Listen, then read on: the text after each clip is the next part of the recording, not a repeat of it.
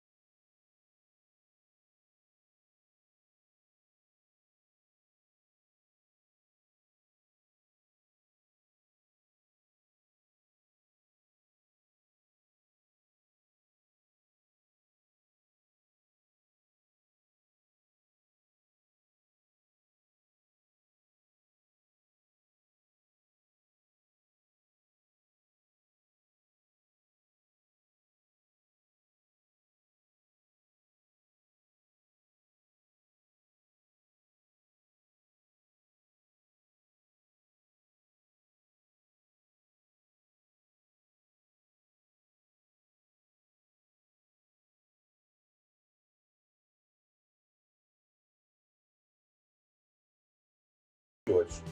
Concordo com o Luiz Flávio Sapori, Rita Mundim. Bom dia mais uma vez. Olha, Eustáquio, eu acho que tudo que foi dito ontem foi assim, reviver aquilo que todo mundo já sabia. Em cima do ponto que você me perguntou aí sobre a alteração na bula do remédio, né? Falando que a cloroquina deveria ser indicada, no caso, para o combate à Covid-19, não foi feito. Então, estão criando uma manchete em cima daquilo que não aconteceu. Então, bom, e eu também ouvi outras coisas ontem interessantes no depoimento do ex-ministro Mandetta. Ele deixou claro que havia um desconhecimento muito grande ainda por parte da ciência, de todos, do comportamento do vírus. Deixou claro que havia uma desordem nas cadeias produtivas globais para aquisição de vacinas que não existiam ainda na época dele, e você não podia comprar aquilo que estava sendo testado. Deixou claro também que havia uma falta generalizada de insumos para o tratamento do vírus. Então, como eu disse, estamos em tempos de guerra e o comportamento, a dinâmica do vírus ainda está sendo estudada. Então, eu acho melhor olhar para frente do que ficar apontando o dedo e criando manchetes daquilo que não aconteceu. E você, Eduardo Costa, avaliação sobre a fala de quase ou mais de 7 horas do ex-ministro Luiz Henrique Mandetta. Bom dia para você. Bom dia para todo mundo. Eustáquio, eu considero 3 pontos que são graves. 3 falas graves do ministro, mas que não me surpreendem, que acho que o Brasil inteiro já sabe. O número 1, o desprezo do presidente da República, né, pessoal dele, pela ciência. Número 2, a influência indevida e extemporânea e fora de hora dos filhos no governo dele.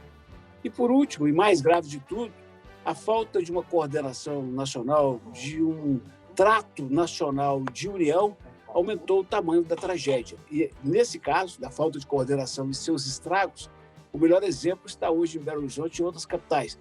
Pode queimar a segunda dose, que está sendo reservada para os idosos, que nós vamos mandar mais, e não mandar. Daí a confusão. Então, foi tudo muito grave, mas nada novo, pelo menos para mim. Bom, jovem de 18 anos, com facão, mata 3 crianças e 2 funcionárias em um ataque em escola infantil no município de Saudades, em Santa Catarina. Sapori, você já comentou hoje no Jornal da Itatiaia esse caso trágico lá em Santa Catarina. Eu queria que você explorasse um pouco mais, falasse um pouco mais para a gente sobre isso. O que o sociólogo tem a dizer sobre essa tragédia? Pois é, que caso, que tragédia, meu Deus. Não é muito triste. Aliás, a terça-feira ontem foi, pelo amor, lúgubre, hein, Eustáquio? Rita e Eduardo, que terça-feira, meu Deus. Aliás, nós só tivemos alegria com a vitória da Juliette ontem no BBB. Mas fora isso, essa tragédia. Ô, Rita, não complica meu comentário, porque aí eu não posso concordar contigo. Mas infelizmente, vamos comentar. Essa tragédia de Santa Catarina, ela se soma a outras tragédias, a outras chacinas que têm acontecido no Brasil em anos recentes. No meu comentário, eu fiz referência ao caso de Janaúba, né? Foi muito similar. Um vigia da creche que invadiu, também colocou fogo, né? Com um número, inclusive, de vítimas maior do que esse de Saudades em Santa Catarina. A minha hipótese, Eustáquio, é de que tenha sido um ato de um indivíduo certamente com um transtorno psíquico grave, né? Certamente, com algum tipo de esquizofrenia, algum tipo de psicose. É bem provável que tenha sido esse o fundamento do ato, né? Dadas as características, dado o perfil das vítimas. Né? Diferente, por exemplo, de chacinas como a de Realengo, em 2011, né? Como a de Suzano, em 2019, que aconteceram em escolas, né? Escolas públicas, onde os agressores tinham passado por alguma experiência de bullying. Então, o bullying teria motivado uma postura agressiva do indivíduo, geralmente jovem. E esse caso de ontem, né, tudo leva a crer que não há propriamente uma situação de bullying, mas é revelador do fenômeno, né, dos transtornos psíquicos que acometem muitos de nós, né, uma parte da população brasileira, e que podem levar a situações imprevisíveis como essa, né? O tipo de situação, de ato, de chacina, com difícil capacidade de prevenirmos, de evitarmos, porque o indivíduo, por exemplo, pelo menos os primeiros indícios apontam, ele não tinha um comportamento dito anormal, né? Ele parece que era um jovem de 18 anos, conhecido na cidade, amigo de todo mundo, tinha uma vida cotidiana dentro das expectativas sociais. Então, é dessas tragédias que a gente tem que lamentar muito e estudar muito. Mais do que nunca, psicólogos, psiquiatras, sociólogos têm que se envolver na compreensão desse fenômeno, desse comportamento, para que a gente possa minimamente lidar com essas situações em momentos futuros. Eduardo, você vai nessa linha do Sapori, você até costuma diferenciar bem aqui nos seus comentários o bandido do criminoso, né? Seria o caso desse jovem de 18 anos? Com certeza, com certeza. E digo mais, hein? Toda vez que eu ouço histórias feito essa, vem na hora na minha cabeça os relatos que já ouvi de psiquiatras, especialmente psiquiatras forenses, de que eles estimam, tá, que 5% da população, de qualquer população, são pessoas que têm algum tipo de sofrimento mental. Dentro desses 5%, você tem aí a metade que é menos letal e a outra metade dos esquizofrênicos que em algum momento pode se tornar violento. E quando eu olho para a região metropolitana, que são 5 milhões de pessoas, e penso em 5%, 250 mil, e imagino que não mais do que 20 mil estão tratando, é bomba relógio para todo lado. É bomba relógio para todo lado. É muito jogo de computador, de fixação de violência, é muito sentimento de abandono, de baixa autoestima, e isso tudo aumentou com a pandemia. Que Deus nos proteja, porque isso é mais comum em países que não têm a violência diária, de rua, Estados Unidos, por exemplo. Lá estão mais acostumados, infelizmente, com esse tipo de tragédia. Aqui nós temos que conviver com o ladrão que está entrando na casa da gente para roubar o que tiver, até uma colher e um garfo para trocar por droga, e agora teve esse tipo de atentado que realmente acaba com o dia da gente. Você falou aí sobre novas tecnologias, e a gente fica pensando também em outra vertente dessa questão, o que está sendo disponibilizado, autorizado a ser vendido na internet. A informação é que esse menino de 18 anos entrou com 2 armas brancas, né, na escola, um facão e uma outra, que me fugiu o nome aqui agora, e as 2, segundo as informações preliminares da polícia, ele comprou pela internet, Rita Mundim. Chegou na casa dele tranquilamente, e ele foi lá e atacou os meninos e as professoras. Pois é, né? Aí a gente já vê, copiando aí o que acontece nos Estados Unidos, a facilidade também de acesso a esse tipo de armas e tal, via internet. E aqui uma coisa que me chamou a atenção, volto na fala do ex-ministro, e acho que tem tudo a ver com essa tragédia, com o momento que nós estamos vivendo. Ele alertou para que o governo já crie um comitê pós-pandemia, porque a sociedade vai sair muito mais doente do que ela entrou nessa pandemia, sob o ponto de vista psicológico. Então, fica aí o alerta para todos nós, né? E a gente que convive com as pessoas, a gente deve buscar sinais de mudanças. E se notarmos sinais de mudança no comportamento das pessoas, alertarmos as próprias pessoas ou quem é mais próximo ao convívio para a busca de uma ajuda, né? Um psicólogo, de um afeto, de alertar as famílias. Então, vamos ficar todo mundo de olho, porque realmente, infelizmente, sob o ponto de vista psicológico, estamos todos muito mais abalados. Bom, e a terça-feira, como destacou o Sapori, foi um dia muito pesado, muito difícil, e à noite veio mais uma pancada para a gente, que o Brasil perdeu, se despediu de um dos artistas mais populares e admirados do país, Paulo Gustavo. E em um vídeo divulgado no ano passado, no especial de fim de ano do programa 220 Volts, ele falou de arte, amor e esperança em meio à pandemia. Vamos ouvir.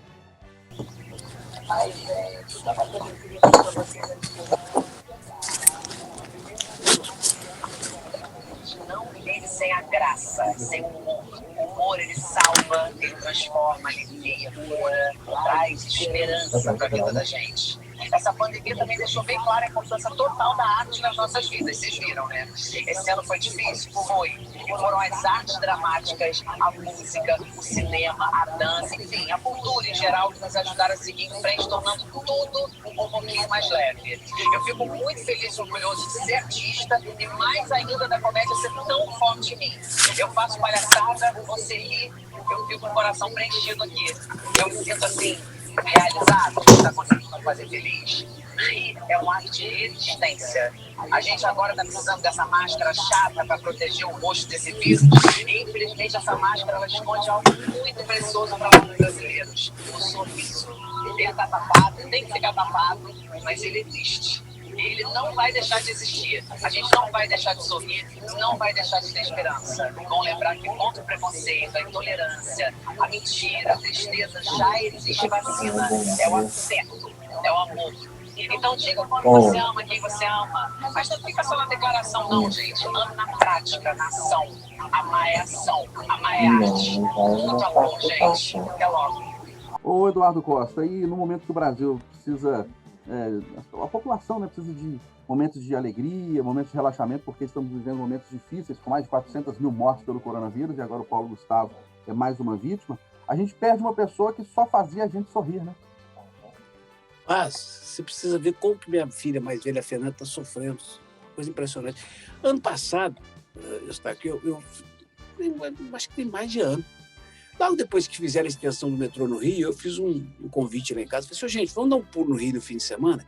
Eu estou doido para andar na nova linha do metrô, no VLT e no BRT que criaram lá para me ver, para sofrer um pouco, né, do nosso complexo de inferioridade. Eu gosto de ver isso. E aí a minha mulher falou, e eu fico tomando sol lá em Copacabana, que ela ama, né? Tomar um sol ali, ama. E as minhas meninas falaram assim, nós queremos ir no fim de semana que tenha show do Paulo Gustavo. E assim combinamos. Eustáquio Ramos, quando acabou o show do Paulo Gustavo, fizeram uma fila para ganhar foto e abraço desse cara. As minhas meninas tiraram uma foto com ele, mas ficaram numa felicidade que me arrepia até hoje. Eu acho que a melhor forma de eu falar sobre ele, um cara que encantava o país. Vai com Deus. Ah, e tem outra coisa, hein? Esse gesto bonito dele, do marido de adoção, né? Acho que nem sei se foi adoção, eles tiveram 2 filhos. Quer dizer, ele deixou 2 sementinhas maravilhosas que serão muito bem cuidadas pelo marido, que é vizinho da gente aqui nas Minas Gerais. Ô, Sapori, é impressionante a repercussão da morte do Paulo Gustavo, como ele era querido. Ontem, após o anúncio da morte, nas redes sociais, no Facebook e no Instagram especialmente, todas as publicações, minutos depois do anúncio da morte, eram sobre o falecimento do Paulo Gustavo. Impressionante, não tinha outro assunto, não. De todos os meus amigos, pessoas que nos acompanham pelas redes sociais, pelo Instagram e Facebook, falavam da morte dele. Impressionante, não tinha outro assunto. Um ator talentoso, um ator carismático. O Paulo Gustavo estava no auge da carreira, né, Eustáquio? Impressionante como a produção dele cinematográfica, dos shows, né, das peças, estava crescendo em prestígio, né, batendo recorde do cinema nacional. Já era uma estrela, né, um verdadeiro star, né, hoje nas artes, na cultura brasileira. Então, uma perda assim, dessas que dói lá no coração, dói fundo, como bem disse o Eduardo. Infelizmente, o vírus, né, esse vírus danado, esse vírus perverso, ele não escolhe idade, ele não escolhe cor, raça, ele não escolhe gênero. É rico, é pobre, é um vírus que nos atormenta, né? Ou seja, nós não é algo qualquer, né? Esse vírus não é um agente antígeno, né? que a gente vai lidar com qualquer tipo de medida, né? Então, é mais uma perda que a gente tem que lamentar profundamente, e eu compartilho aqui, né, da mesma dor, né, do mesmo lamento do Eduardo Costa, né? Tinha um profundo respeito por um dos atores, né, dos comediantes mais talentosos, né, da história recente do Brasil. E a sua fala, Rita Mundim?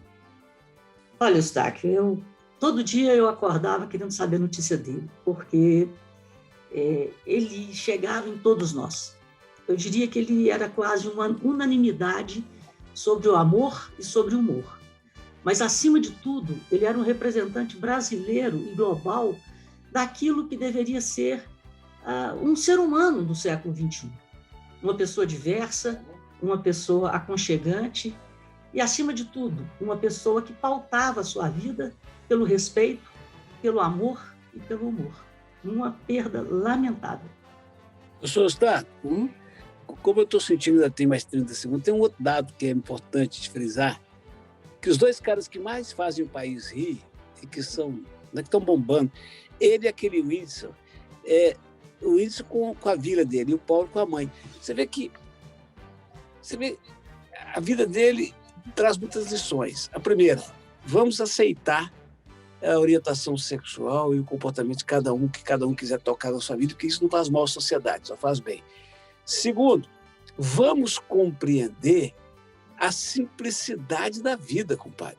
Ele se espelhou na mãe dele e explodiu. Então, é valorizar as coisas pequenas, porque a gente não sabe como vai chegar a nossa hora. E quando chegar, a gente tem que estar pronto. Eu acredito que lá no fundo, ele foi embora meio triste, porque tinha muita coisa para fazer, mas não deve ter se sentido frustrado, não, porque estava pronto aos 42 anos, senhor Eustáquio. Pois é, e a gente fala de tolerância, diversidade. A mãe dele, além de ter sido inspiração para boa parte do seu trabalho, ainda era uma mãe que aceitava a orientação sexual, não questionava a vida dele. Ele era casado com o médico, né, o Eduardo de Belo Horizonte, 2 filhos, e agora o marido dele, né, o médico, Thales Beto, terá essa bonita e difícil ao mesmo tempo missão de cuidar dessas crianças e dar um futuro bom, alegre para elas, né? Que é a marca do Paulo Gustavo. Sim, Sapori? Pois é, mas para encerrar, apesar dessa triste notícia, eu quero reforçar que pelo menos a notícia boa de ontem, né? Para quem gosta do Big Brother, eu assisti o Big Brother, a vitória da Juliette, que agora, Eduardo, é o novo fenômeno da mídia brasileira, né? É impressionante, Eduardo, a carisma que a Juliette adquiriu. Essa menina vai se tornar uma superstar, né? Já é uma superstar no Brasil, é impressionante. Eu só conheço a Juliette pelo noticiário. Estou impressionado também. Mas, mais uma vez, Sapoli, a simplicidade sempre vence. E ela tinha impressionante a penetração dela, né, e do programa. Ela tinha 4 mil seguidores no Instagram e saiu do Big Brother com 25 milhões de seguidores. Um dia nós chegamos lá, viu, Eustáquio? Um dia nós chegamos. Eu só quero reforçar aqui, Eustáquio, o ganho, né? Porque, voltando ao Paulo Gustavo, porque, na verdade, ele conquistou o Brasil sendo 100% o que ele era e como ele era. Daí a firmeza do caráter e da bondade e do amor que ele conseguiu espalhar, e por isso ele foi amado por todos nós. A primeira edição desta quarta-feira. Ótimo dia a todos.